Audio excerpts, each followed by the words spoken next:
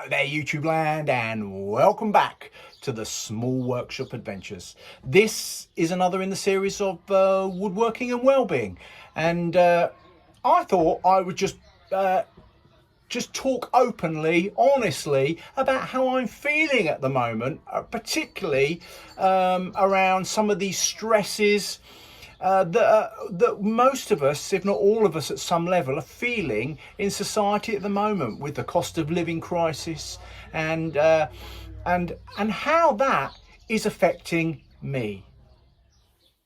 Break the silence and normalise conversation around mental well-being.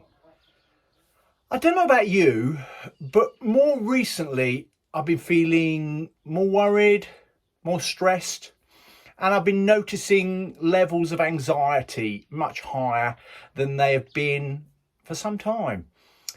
Everything seems to be just more uncertain. We are currently living in what we call a cost of living crisis, which is affecting all of us in some way. Even if you're someone who has been relatively comfortable, you're probably now talking about it more, about the cost of living, about things, and maybe even you're having to cut back on essentials for you and your family. For some of us, we might be having sleepless nights because we're having to make some hard choices. In 2001, I had a life-changing event which caused enormous damage to me and my family. I was a passenger and I was in a head-on collision with a drunk driver who was coming round the bend on the other side, on our side of the road, the wrong side of the road. The fallout from that accident and the seismic waves are still felt to this day. I suffered a brain injury and other physical trauma, and I had to go on a long journey of recovery. And I also suffered enormously with my mental health, which took years to understand how I could live a normal life again. Why am I talking about this now? Well, I, like many of us, are living with new levels of uncertainty. I think we all are, aren't we, in this time? New levels of uncertainty and anxiety. And when the ground or living or life becomes shaky, it often causes us to revisit the emotional aspect of ground zero, even though life is far from that event. And yet we come back to that emotionally, because if we're feeling under threat, our threat system, then we are going to suffer with emotional dysregularity. And that can bring on, certainly for me and for many of us, high levels of anxiety.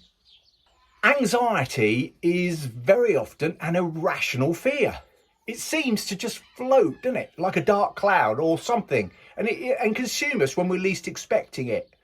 We don't see it coming, but it just appears. That pit of the stomach feeling, not wanting to eat, maybe physically shaking, or tension in the muscles, or pain in the body. And anxiety and stress manifest themselves in a physical way. So that's how we can learn to identify we are stressed or anxious. There are lots of techniques and skills we can learn to support and look after ourselves when we're struggling with anxiety and those physical feelings, particularly around the breath and being with the breath and grounding and all sorts of things, which I personally do, and I teach in another arena, as you know, and I've started to introduce on this channel.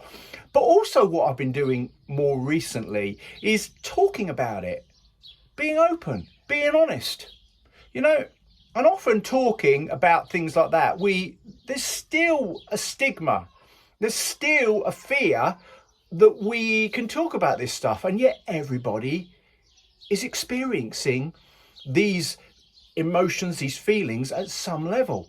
Talking to friends and family, keeping conversations open and checking in with someone like my wife or friends. And let's just having an open conversation about some of these things. And I don't know about you, but when I talk about it, I then understand that I'm not alone.